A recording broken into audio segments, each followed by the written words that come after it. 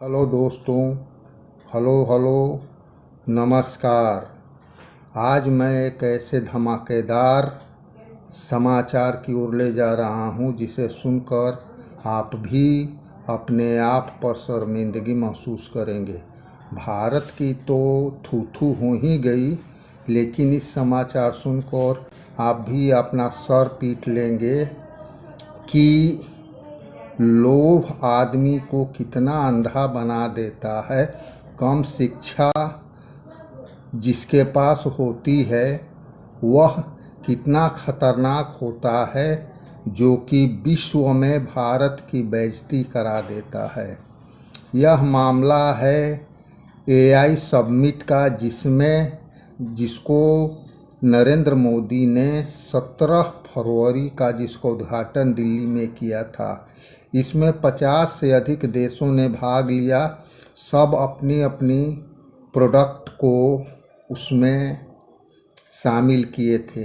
इसी क्रम में भारत से गलगोटिया यूनिवर्सिटी जो उत्तर प्रदेश नोएडा में है, वहाँ उसने भी अपना एक प्रेजेंटेशन किया, लेकिन वह प्रेजेंटेशन जो है विवाद और भारत के बेइज्जती का कारण बन गया। कैसे, आइए आपको बताते। मगर इससे पहले मेरे चैनल को लाइक शेयर करें और अधिक से अधिक लोगों तक इस वीडियो को पहुंचाएं।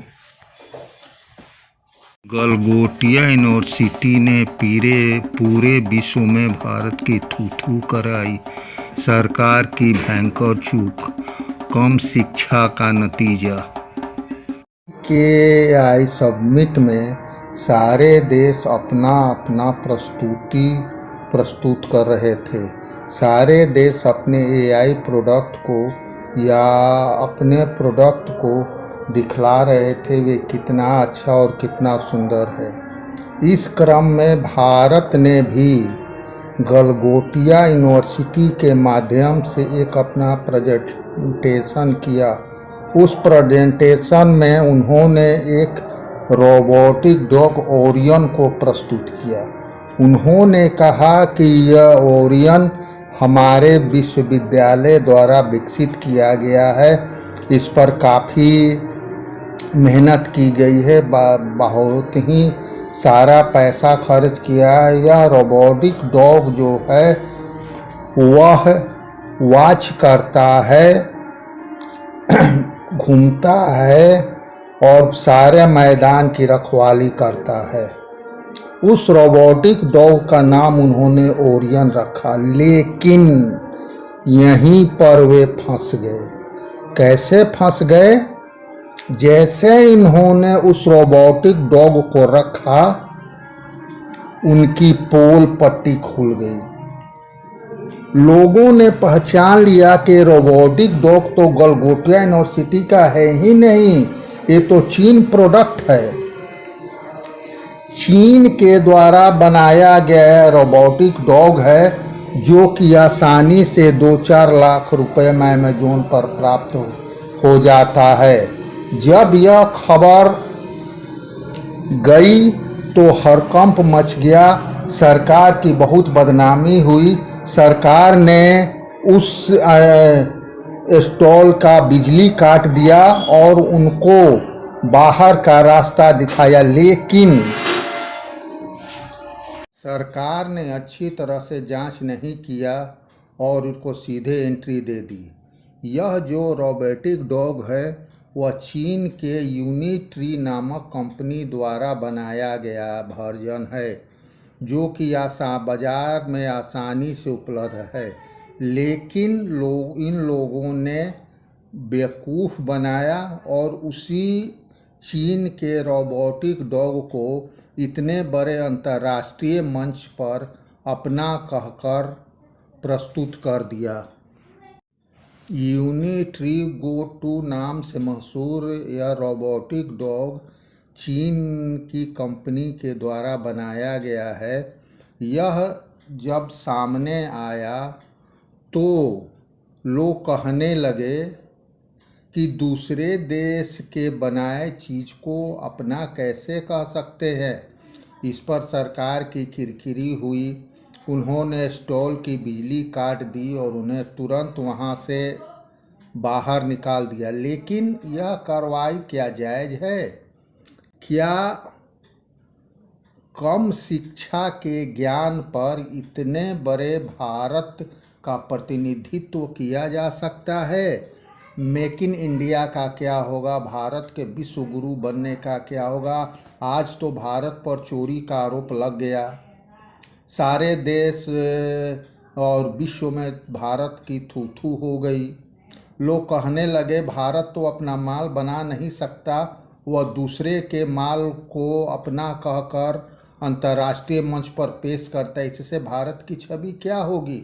आप खुद ही सोचिए, आप ही खुद ही कमेंट कर कर बताइए कि इससे भारत की छवि कितनी गिरेगी। भारत का विश्व गुरु बनने का सपना कहाँ तक साकार होगा? कम शिक्षा वाले लोगों को प्रोत्साहित करेंगे तो भारत कहाँ से विश्व गुरु बनेगा? कम अंक वाले लोगों को प्रोत्साहित करेंगे, कम अंक वाले लोग को आगे बढ़ाएंगे और योग्य लोगों को पीछे ढकेल देंगे तो हमारा देश किस रास्ते पर 2047 में जब हम विकसित भारत की बात करते हैं तो क्या हमारा वो विकसित भारत बन सकता है? आप कमेंट कर कर बताएं। उस सबमिट में भारी अव्यवस्था दिखाई दी जिससे अश्वनी वैष्णव को माफ़ी मांगनी पड़ी। यह आरोप लगा कि वहाँ पर पानी की कमी है, बिजली की कमी है, इंटरनेट की कमी है, जो इंटरनेट काम नहीं कर रहे। खाने पीने के स्टॉल जो लगाए गए थे वहाँ पर नगद पैसे मांगे जा रहे थे, वहाँ पर यूपीआई काम नहीं कर रहा था। इससे भी सरकार की बहुत ही बदनामी हुई। डेलीगेट्स को काफ़ी परेशानी उठानी पड़ी।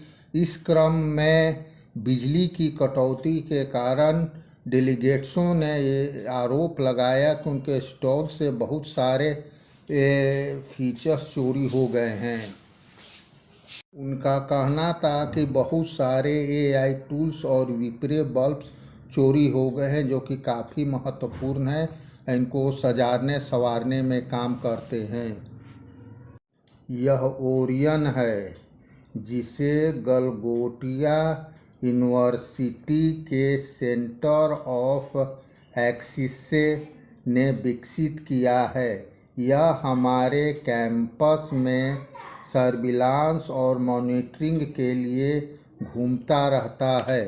यह यूनिवर्सिटी का एक आधिकारिक बयान है। इस पर भारत सरकार को तत्काल एक्शन लेना चाहिए। ऐसे फर्जी और चोरी के